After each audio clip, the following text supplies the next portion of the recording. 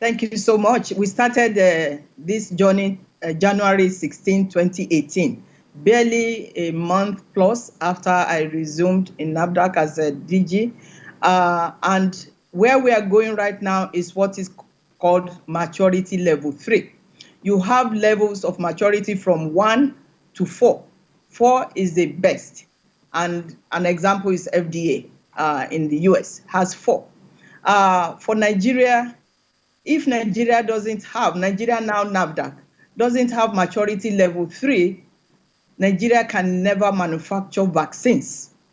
And we have brilliant scientists that could develop vaccines, but if we cannot translate it into manufacturing, scaling it up into registrable products, then all the efforts will have been wasted. So this is where we are going to get to maturity level 3.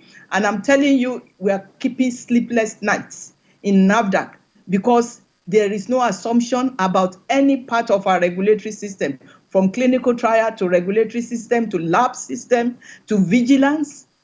We are taking care of all the details, and there's no excuse. It is not like I know this person, they will pass me. No, because you have to meet regulatory global standards, and that is what we are doing right now. So that is part of the reason why I said that we have a better future to look forward to. Part of our regulatory system, let me tell you, is the global benchmarking. How is your pharmaceutical industry doing?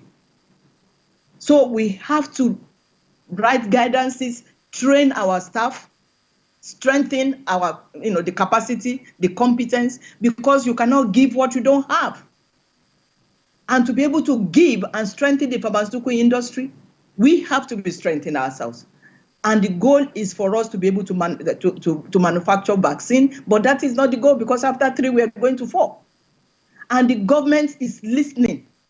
The government has devoted money to NAFDAC, to another company that is PPP, that is collaborating with the government towards manufacturing of vaccines, because that is going to help in the universal health coverage. So everything is kind of tied together, and if we don't look at it that way, we'll be deceiving ourselves as a country. But we are now looking at it. The Ministry of Health is looking at it that way. The SGF's office is looking at it that way. The presidency in general, they are looking at it that way, because there is no silo when it comes to the healthcare sector. So our goal is to get to yes, Professor, speaking generally now, we don't hear enough of pharmaceutical companies or importers getting penalized or punished for either manufacturing substandard goods or importing substandard goods. Thank you so much. That's a very good comment. We do a lot of seizures. A lot of seizures. We have an investigation and enforcement directorate. We've actually, maybe the last month, we've shown 2 episodes of what our enforcement does. Let me tell you about tramadol.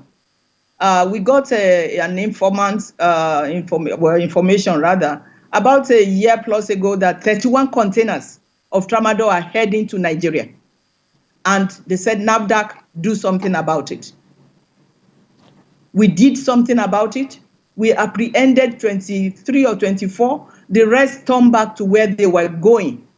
That the street worth is 1.3 trillion naira. The street worth of what we seized. But it's not just tramadol. We seize all sorts of unregulated products, falsified, counterfeit, and we burn them. We go to Shagamu that's where we do our destruction.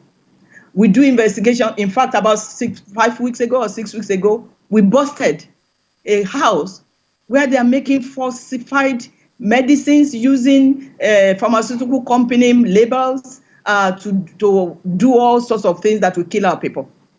The problem is we are reaping what we sowed from 2011 to 2018 when NAFDAC was not at the port.